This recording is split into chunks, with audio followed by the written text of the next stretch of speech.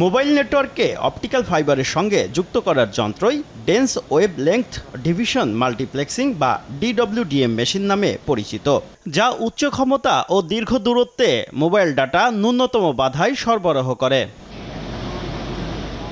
বর্তমানে 4Gতে ন্যূনতম গতি 7 Mbps রাখতে হয় মোবাইল অপারেটরদের।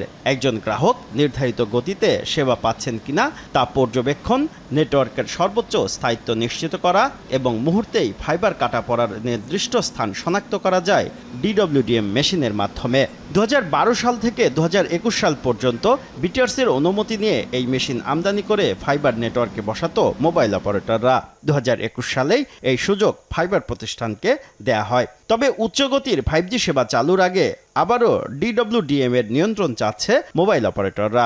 বেশ কয়েকটা ফাইবার অপারেটর যারা, তাদের একটা মনোপলি বা ডুওপলি তৈরি করার একটা প্রক্রিয়া ছিল, যে কারণে আমাদের কিন্তু DWDMটা রেস্ট্রিক্ট করা হয়েছে। DWDM নেটওয়ার্ক ডিজাইন করার রেসপন্সিবিলিটি আমাদের কাছে থাকা উচিত, এর ইকুইপমেন্ট আমাদের ম্যানেজ করতে পারা উচিত, তাহলে আমরা অনেক বেশি এফিশিয়েন্টলি নেটওয়ার্ক তৈরি করতে পারবো।